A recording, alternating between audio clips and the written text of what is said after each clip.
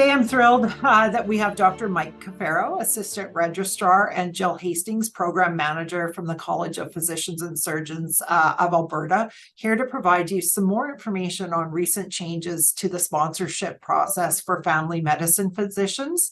And what opportunities may now exist to communities. So I'm going to turn it over to Mike and Jill. So good morning, everyone. Very brief introduction. So I'm Mike Cafaro. I'm a family doc by training and actually a former rural family physician in Alberta, having practiced in Hinton for about 22 years before I came to CPSA in 2015. My area of responsibility includes at this time registration and physician assessment. That is the process for actually bringing a physician into the province, assessing their skills, and then allowing them to begin practice.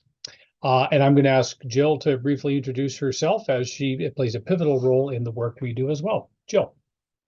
Hi, good morning, everyone. Thanks for joining. So again, I'm Jill Hastings, and I started with the college about 2016, so almost running about 8 years. And really, I manage all the different types of assessments that we do. Obviously, the PRA ones are the most topical, but we also do, change in scope of practice assessments, return to practice. There are some other ones, and so that's really what I've been working on since being with the CPSA.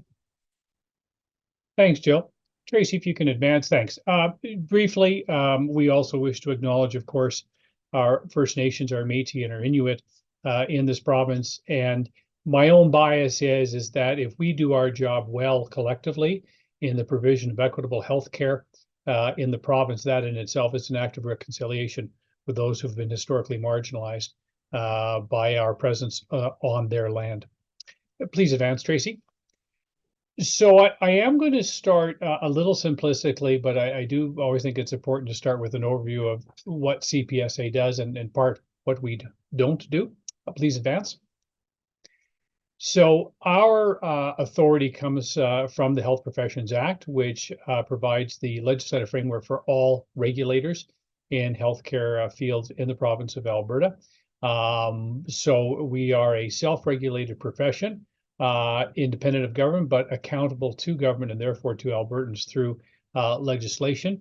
And regulators, not just CPSA, all have mechanisms to help guide the actions and practice of our regulated members through standards of practice, the code of conduct, and our code of ethics and professionalism.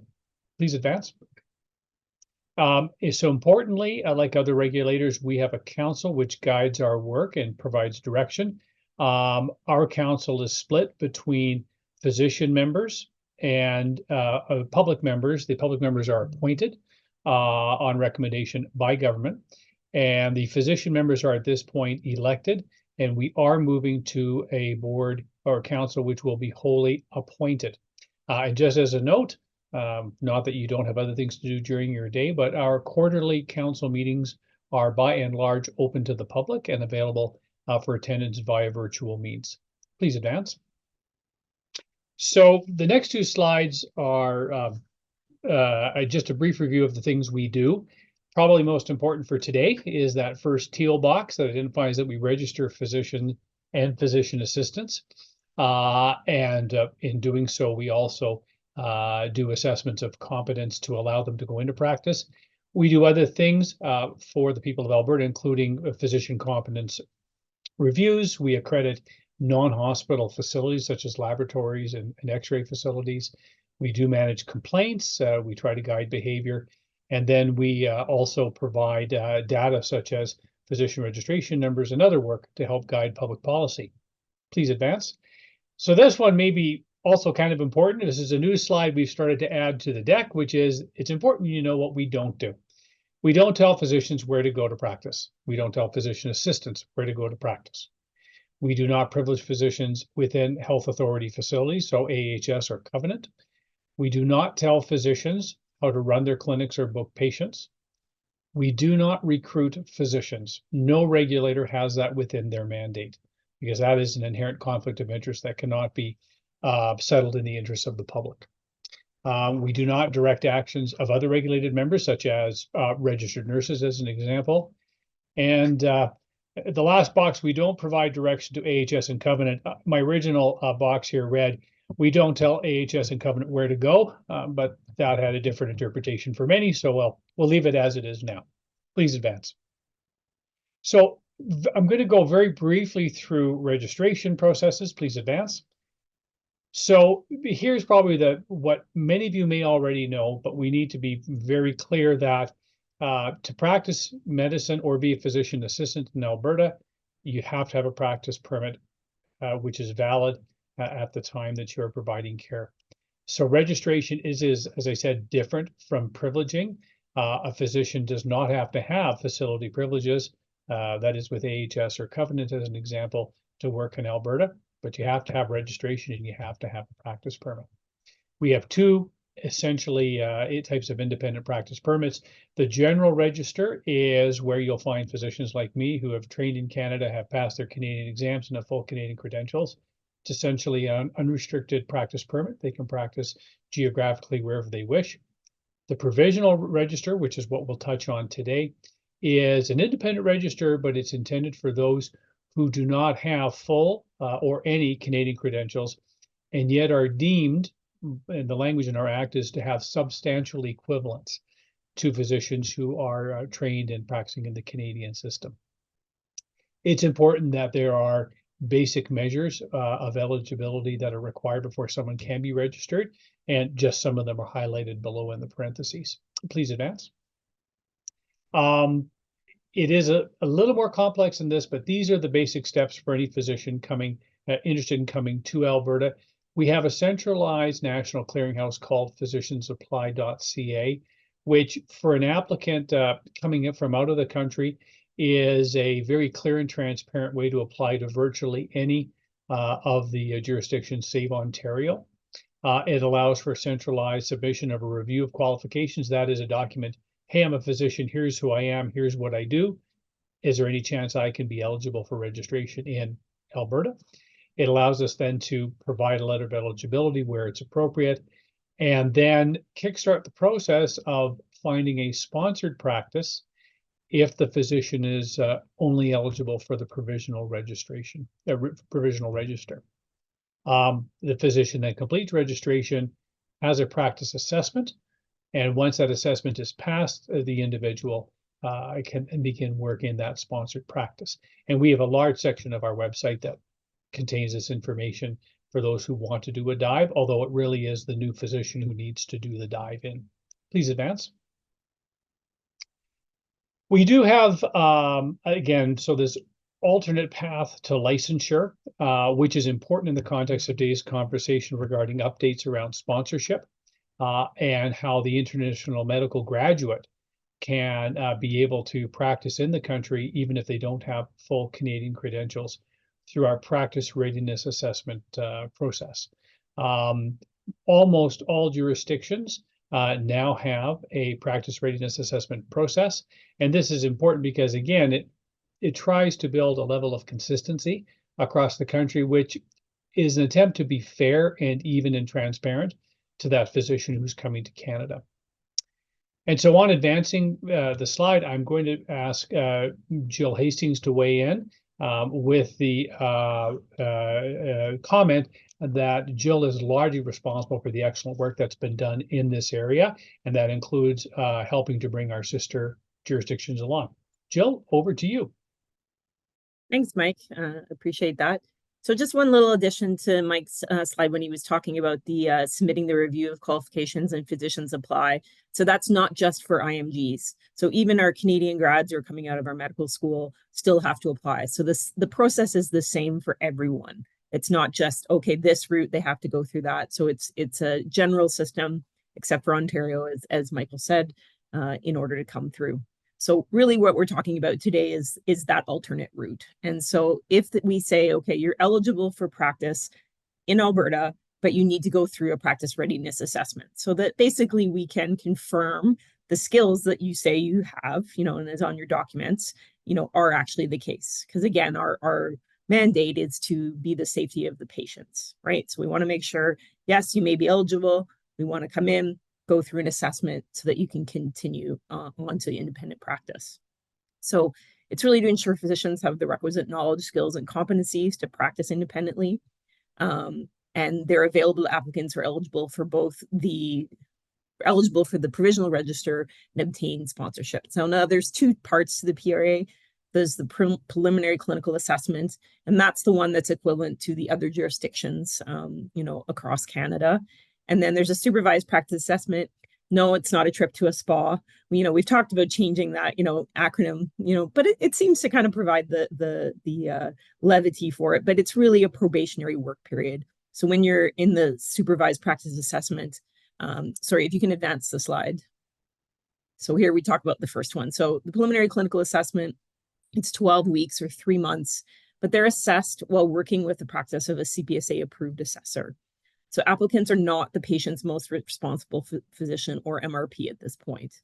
The assessor is the most responsible physician, and the applicant must remain under supervision for the duration of the assessment. And this occurs in the place that they're not recruited to work in. So if they're recruited to work in, Brooks, then we would do this assessment in a different location. Because again, we want to have that unbiased view, because we all have a bias when we're coming in, we're trying to hire somebody, we need to, fill a need. And so this is okay, we're going to have you be in another location to ensure that those skills are up to date. And the assessors really directly observe an applicant's clinical competence, review charts, host case-based discussions, and collect some multi-source feedback. So next slide, please. So then they finish the first part of the PRA, and then there's a second part, so the supervised practice assessment. Again, another 12 weeks. They're assessed or looked after by an approved supervisor, but they're now in independent practice. So they're the patient's most responsible physician. They can bill Alberta Health for medical services provided. And really what I liken this to, it's a job probation. It's a,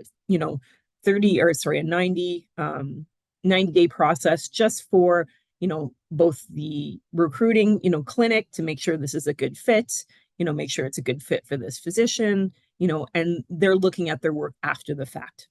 So they're reviewing patient charts, collecting multi-source feedback, but really it is still part of the process of we're assessing. Once you're in the location you're hired to work in, can you work independently now without the, resources of somebody watching you all the time?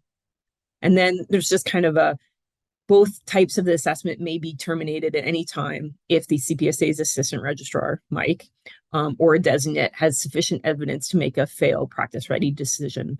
And these are not common, right? Everybody says, well, how often does it happen? But it does happen. And it does happen even in this second half, whereas people kind of say, well, why are we doing this? This seems like a formality. But unfortunately, some people come into this assessment, the second half, they pass the first part, or they just have to do the second part, and they come in and they say, well, I'm just going to go back to doing the way things I want to do it now, right? And so it's not according to our standards and guidelines, that as a regulator, we, have to uphold in Alberta. So next slide, please. And then we did launch. So we created another route, so an accelerated route to registration. In January of last year, we launched a 5-year pilot project to condense this process for IMGs who have training comparable to that of Canadian universities, as identified by experts in postgraduate medical training. So really the pilot maintains the patient safety while still allowing some eligible IMGs to waive that first 3-month PCA, complete their supervised practice assessment while practicing independently, and again, waiving some other clinical requirements or other requirements, including the clinical review exams. Mike, do you want to kind of take a little bit to this particular route, as this is a new one? Well, I think probably the key point here primarily is that it is a pilot. Council has given us 5 years to run with this and make a determination as to whether or not this is successful. This list will change with time in terms of those that are approved jurisdictions. And in fact, I'm looking at actually pulling one jurisdiction from the approved list. For the purposes of family medicine, which is who we're mostly talking about today, those approved jurisdictions are fairly tried and true. And in fact, for other reasons, most physicians coming from those approved jurisdictions for family medicine don't even have to go through this process because their credentials are usually accepted by our Canadian certifying body immediately. And in fact, most of them end up being generally registered. So to be fair, this has been largely used by our specialists to this point in time. And I foresee that probably being the case going forward for a period of time. Thanks, Mike. Next slide, please. Yeah, so just a little more visual, a lot of words on a page. I'm a visual person, just to kind of look at the routes. And so we've tried to kind of standardize out. There's many steps in here, and some are, the responsibility of the applicant trying to come in, some of the responsibility of, the CPSA, some are the responsibility of the assessor and supervisors. So you really see that standard route, they submit the review of qualifications. We give an eligibility letter saying you may be eligible for this route. Then they need to go find a job. So that's kind of what we're talking about today. So sponsorship. So they need somebody to say, yes, we will sponsor you to come in through this alternate route and the costs that are associated with that. There's also, for the family medicine, is a therapeutics decision-making exam. So they need to have passed that. Then they've finished their registration. So that's the other piece, is now they have to actually go through and get their credentials, source verified. They have to get criminal record checks. So there's still some administrative things that need to happen before they even come into the assessment camp. So then they come in and they get their assessment set up, depending on whether they need both the 3-month, both the PCA and the SPA, or whether they just need the SPA, depending. There is standard route SPAs also, where, so it's not just the accelerated route. They also come in through the standard route. For example, a Canadian medical grad who fails one of their exams, right? So they come in, they fail their CCFP, so then they would need to come through the standard route on top and do a SPA only. And then the accelerated route that we were just talking about. So some of the things are a little bit different. We won't spend a lot of time on there, but really they have some other competency assessments after the SPA, and that's what these two routes look like. Next slide, please. And then again, a little bit about timelines. So I mentioned that not all of those timelines above, or those steps, are the same responsibility. So some of the applicant, so we kind of have some standard ones, and this is what we really try to portray to people that are asking about sponsorship or asking about applicants, right? They say, well, we need an applicant tomorrow. And I said, well, that's just not logistically possible, right? From all the steps that have to be done, even if everything's, right there and ready to go. So really, if you look at, the average, it can take anywhere from 10 months to just under 3 years. So that's a lot longer than a lot of people think. So if somebody's calling me and asking me today, well, I need somebody in July. And I said, well, you might have somebody for next year, February, right? That's if you're going through this process all the way to finish. And so that kind of helps sets the expectation of, people then need to look at, maybe alternate, options, et cetera. But just so that everyone's on the same page, there's lots of things that happen, and there's lots of outside parties that, so for example, the reason the one takes 3 years is maybe their credentials can't be source verified, and that can take a year. Or they can't get a work permit to come over. We've had ones that have been held for, 8 months because they're waiting to get a work permit to even, come in and they have to do the assessment. So there's lots of factors that go into these timelines. Next slide, please. Sponsorship. Next slide. I will pass this back to you, Mike. Thanks very much, Jill. So probably a very brief history of sponsorship is appropriate. And if anyone around the screen has been involved in trying to recruit and retain physicians, say for 2015 and earlier, they may be familiar with a previous model of sponsorship. And what happened is between 2010 and 2015, CPSA did entertain sponsors beyond just health authorities. And at that time, for part of that time, we had more than one health authority. Our council in 2015 closed off sponsorship to everyone except Alberta Health Services. It was a response to a number of concerns, including sponsorship which appeared to favor metropolitan, walk-in, episodic, high volume, low quality care practices. That's probably the nicest way I can put it. And so they wish to have care that somehow matched what the community needs were.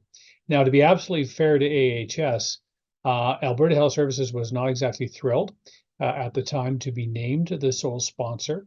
And to be fair, they have endured this status over 9+ years since, really doing their best to cobble together sponsorship and support physicians in this program when it wasn't necessarily their main work. AHS will remain a sponsor. However, what we have now done is we have now expanded the sponsorship model again to allow non-AHS entities to be able to sponsor. Now, our council has told us that in the first 3 years of the sponsorship, expanded sponsorship model, that family medicine will be the only sponsored position available in year one, which is essentially through to until March 2025. And then based on what they told us, there will be some rollout of some additional specialty sponsorship in the following 2 years. So for right now, we're talking about family medicine and primary care physicians. The key things to understand for any entity, a physician, a clinic, a municipality, a county, a private corporation who wants to undertake this work is sponsorship requires you to be prepared to support a physician in practice for up to 6 years. That's the time frame where they can stay on the provisional register before they have to transfer to the general. It's important that it be understood that the individual there has been an individual who is a regulated member of CPSA and in good standing with us to be available to supervise those sponsored physicians. And this is really important if we have a corporation or a non-physician entity who's wishing to be sponsored. And we, like AHS, are certainly allowing that an applicant to sponsorship can have multiple positions because in many places there are open vacancies of more than a count of one that need to be filled. Please advance. So a couple things to keep in mind and to be aware of as a potential sponsor. There is that logistical and financial support. We'll touch on that a little bit more in a second. There is an expectation of our council that every physician who is applying to a sponsor, and this would include AHS, has the opportunity to have independent legal counsel to review an employment and sponsorship contract. We do ask for information about remuneration. We ask for information to confirm that the physician who is being sponsored has malpractice insurance.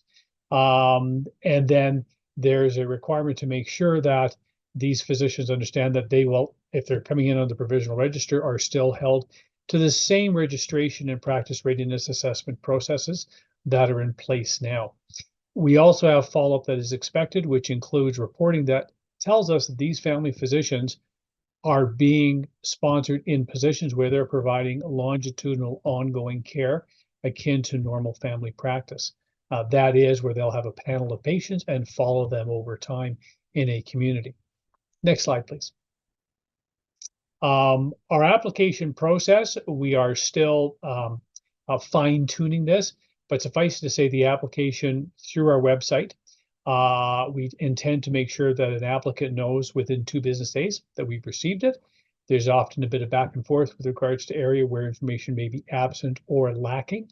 And we do this to try to make sure that everyone's application is as complete as possible to give them the best chance of success when it comes to the approval process. Once that application is complete, the application fee of $3,500 is applied. And on payment, we can then move that forward to a decision we're trying within 2 weeks, and then being able to communicate back to that successful sponsor applicant within another 2 weeks that they can now sign the contract with CPSA and then begin the process of advertising and recruitment.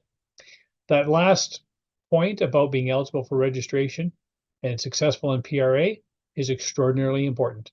A physician coming in through this alternate sponsorship route or this expanded sponsorship route is not held to any different criteria to a physician who is becoming in under AHS sponsorship. Please advance. So this one I'm going to spend just a quick extra second to reinforce, because this was something that is something we're trying to emphasize this time that was not emphasized pre-2015. Anybody who is acting as a sponsor and has a position to be filled is strongly encouraged that you're sponsoring the position and not the physician. A sponsor wants the best candidate out there, and we'll talk about how this is going to be listed, but you hopefully have 5 people applying to the position. And it may not necessarily be that the buddy of the physician already in town is the best candidate.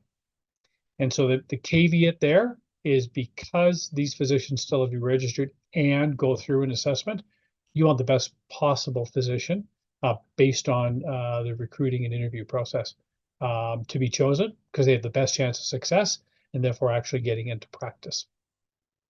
Please advance. So keep these considerations in mind. The physician has to be eligible for registration. This is, why we place the requirement of sponsorship after they've received the letter of eligibility from us. So a sponsor knows that it appears that they're legitimate. We do have a group of physicians who may be eligible who are already in Canada. This may be a consideration for a sponsor. They may want to look at those candidates who are applying who are already in this country and don't necessarily have to try to arrange an immigration process in the meantime. If a physician is applying and they appear to be from one of these approved jurisdictions, that may be a fast track, as Ms. Hastings outlined earlier, to entering practice sooner than through the standard route. And some of our colleagues who are thinking about applying have already registered with physiciansapply.ca. Some of them have already verified their documents. I can't tell you what to ask in an interview when you're talking to potential recruits, but the question may ask is, how far along are they in this process? Because someone who already has this process done has a shorter period of time to go through registration. And of course, look at the position that that is being sponsored and being recruited to. The idea of is it only is it just a clinic that's being recruited to? Is there an expectation of some long-term care involvement, doing work in the local AHS or covenant facility, such as emergency room or inpatient work? All of that may obviously skew how you view a particular applicant. Currently, many of you may be aware, and I apologize, this website is incorrect. It's actually Dr. Jobs Alberta at albertahealthservices.ca. This is intended to be the minimum one-stop shop for posting positions. Sponsors will be allowed to go and place ads wherever they wish. However, this one-stop shop is important because as they clean up and reboot this website, we want recruits or physicians interested in coming to Alberta to have one place to go to look for all the information. There are about 150, I think 156 as of last week, open sponsored family medicine positions right now that are unfilled in Alberta. So we're not even including those other positions that are posted but are not sponsored. And we're pretty sure that there are other positions out there that aren't even being advertised on this website at this point in time. Now, an interesting thing for a potential sponsor to keep in mind, in the last 12 months, we've issued about 136 physicians, majority of whom are family physicians, with letters of eligibility, but they haven't come back to us with a sponsorship letter. Maybe they've interviewed with AHS and they're not interested in going to a particular community. They haven't found a position that they like the looks of. That means there's potentially physicians out there right now who are eligible for sponsorship that have already past these first hurdles of eligibility. And this may be, the sort of person who might be interested in applying to an expanded sponsorship model and to sponsors other than AHS. Thus far, up until yesterday, we have 135 applications that we've received for a total of 237 family medicine positions in the province. Now, these are received. We do not have formal approvals yet, but that's to give you an idea of the interest and therefore the need, which probably everybody on this meeting already knows a fair amount about. Yeah, and Mike, one thing, if you can just go back, I just wanted to add, so the posting on the Dr. Jobs Alberta is also important for the applicants, because that's one of the things that happened back in 2015 is the applicants didn't know what other positions were out there. And so they sometimes signed employment contracts that were not great. They were onerous and, provided a lot of things. And then, the information that came back to us was saying, we didn't know this up front. And so one of the requirements of these new sponsorship expansion is that you will be required to post the job on Dr. Jobs at a minimum.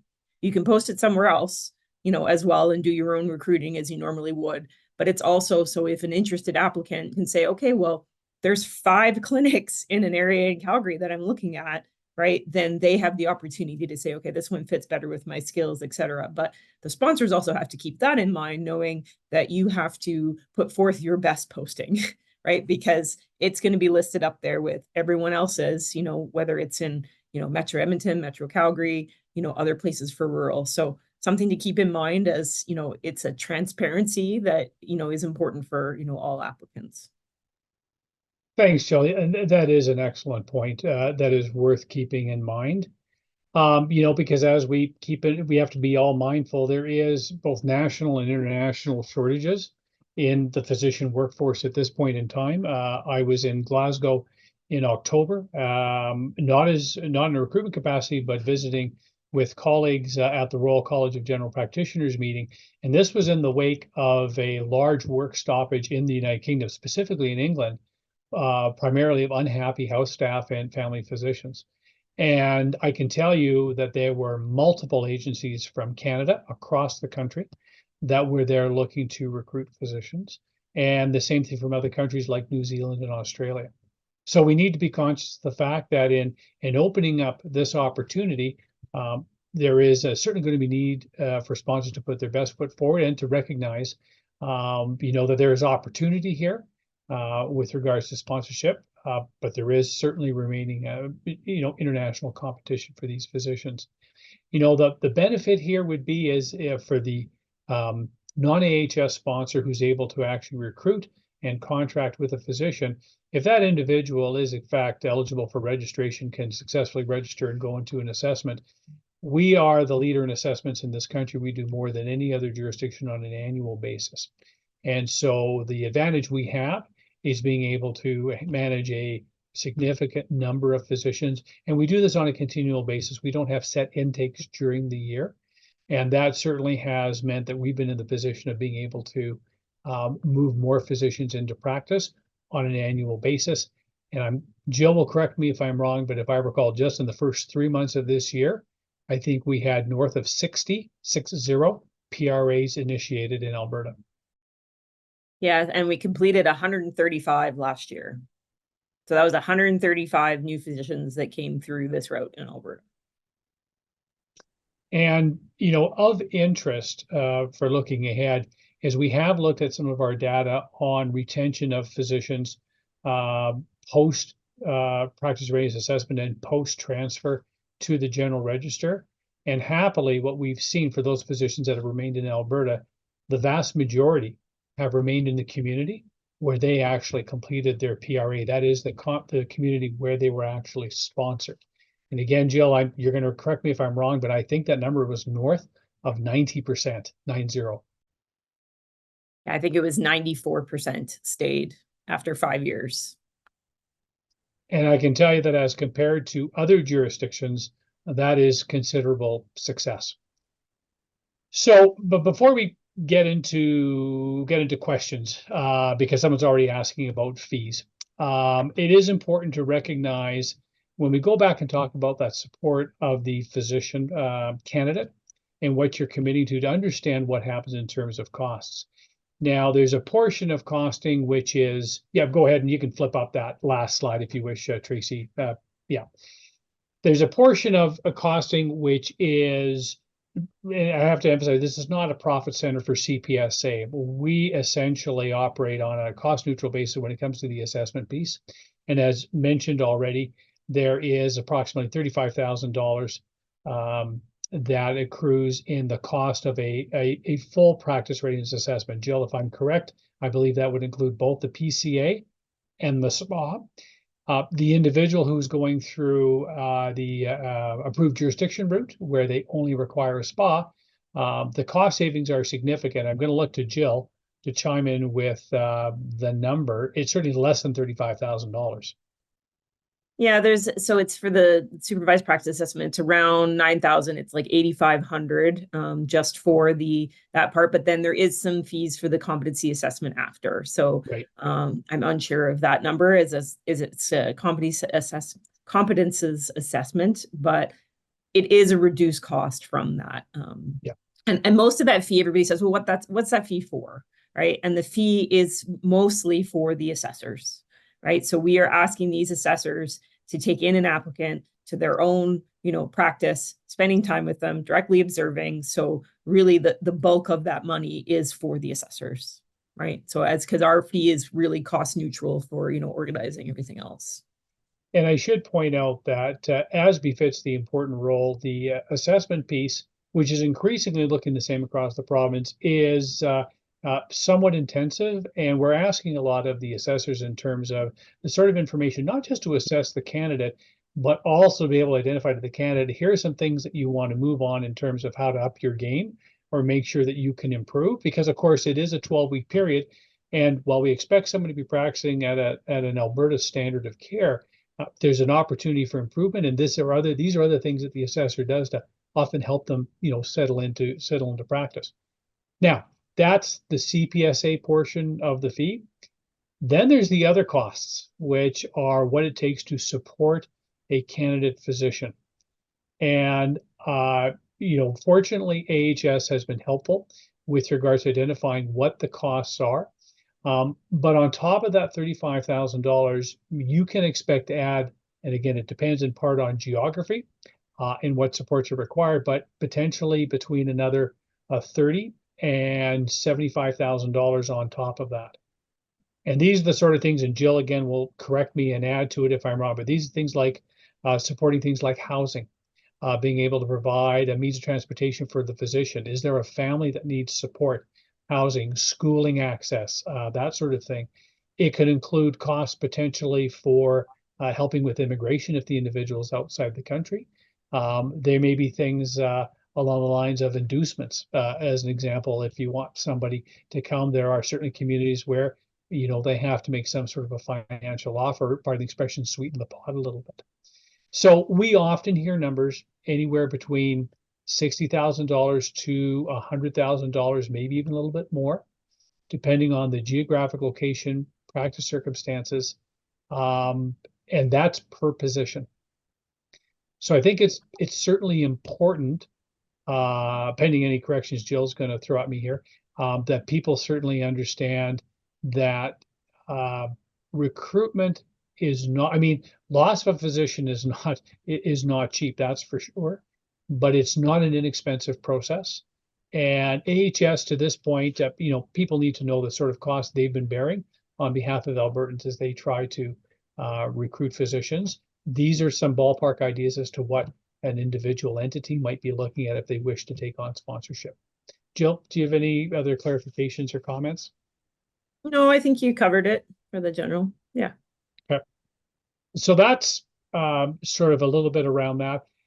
Tracy, would it be appropriate now to potentially go to the Q&A, or if there's any other questions that are coming in via audio, perhaps however you and Lindsay want to coordinate this? Do you have data on what effect facility privileging has on retention in rural communities? Some communities have no space for further privileging at their local hospitals, meaning community-sponsored physicians would only be clinic-based. So I will tentatively, and keeping in mind that again, we do not privilege. It is Alberta Health Services or Covenant or a long-term care provider that privileges. We do not, to my knowledge, collect privileging specific data when it comes to our PRA or registration process. We certainly have informal feedback from physicians around the ability to go work in a community and then identify that they are not being privileged or are not able to access full privileging in the facility.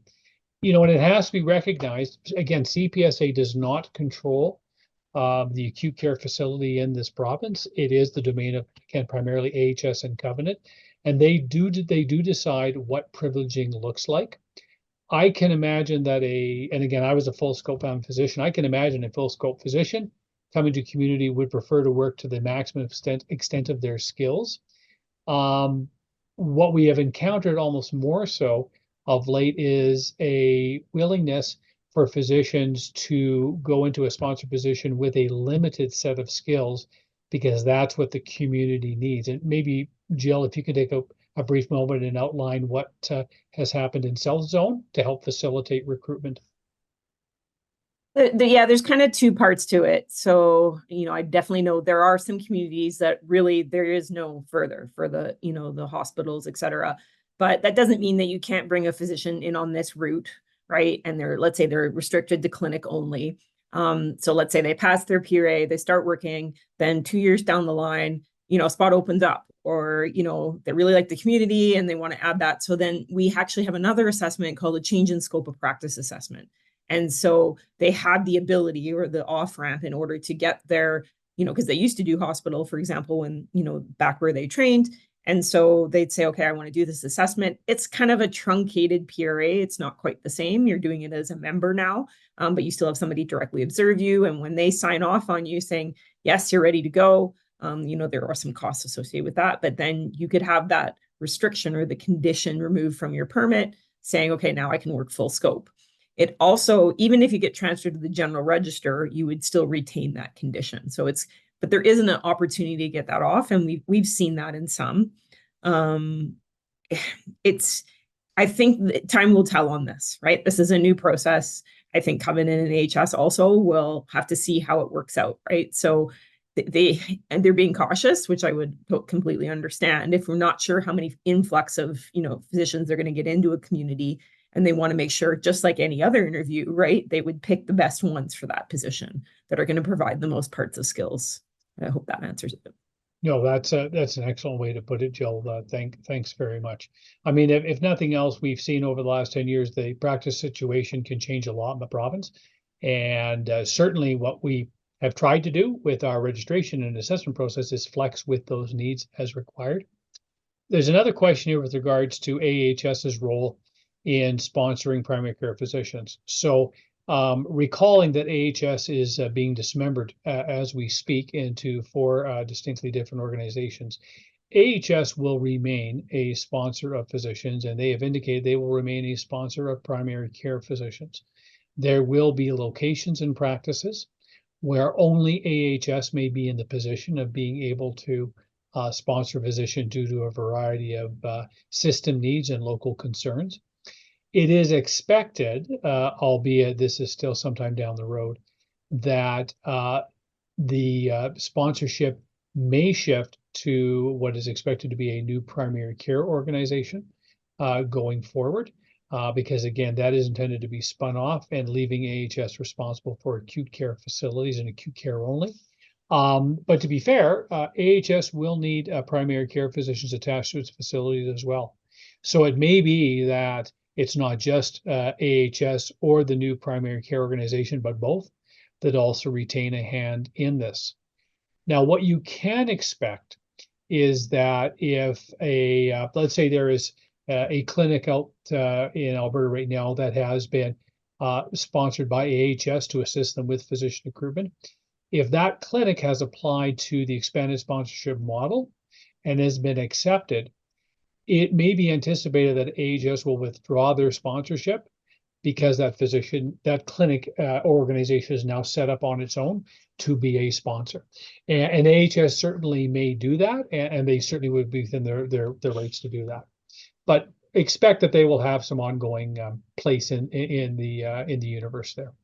And just to clarify too, AHS has been providing sponsorships to primary care over the last 8 years that I've been here. It's just, right? So it's not like they haven't done it at all, right? They've just been looking at where the, particular needs, et cetera, are. And so obviously lately in the last, I'd say 2 years, that's increased more, but I don't see them, even since we announced expansion of sponsorship, we're still seeing sponsorship of, clinic only family medicine, in even regional communities and, urban. So I don't, and to add to Mike's, I don't think it's going to stop anytime soon while they're clarifying kind of what their position is. Yeah, thanks.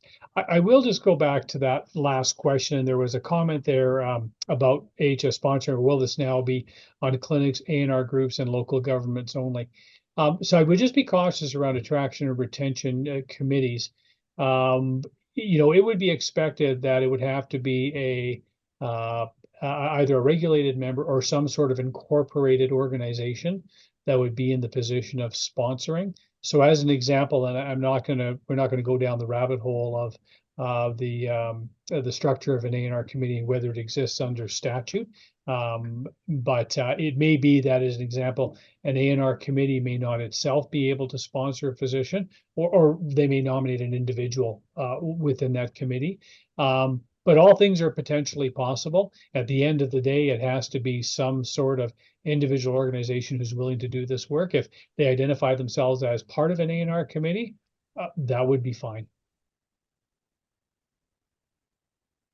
Mike, I'm not sure if you could see, but there was a bit of a follow-up there in the Q&A as well, just in regards to will the future AHS count community-sponsored physicians? Okay. Yeah, okay, I see here. Count when advertise vacancies in a community. So you're asking me to predict what AHS or the new primary care organization is going to do corporately. I'm not in the position to be able to do that. So I apologize. I can't tell you what their thinking is, and it would be foolish for me to suggest otherwise. I just want to say thank you, Mike and Jill, for the presentation. It was certainly a lot of information and certainly a lot of facts that I think were eye-opening to me alone in terms of the length of time it can take for a physician. And I think what I'm appreciative of is CPSA looking at alternative means to help solve the physician shortage in this province by looking at different mechanisms for sponsorships and different truncated routes for physicians to enter this province. And I think we all need to appreciate, the forward thinking of council and CPSA and in trying to move that work forward. So certainly on behalf of RPAP, thank you very much for your presentation today.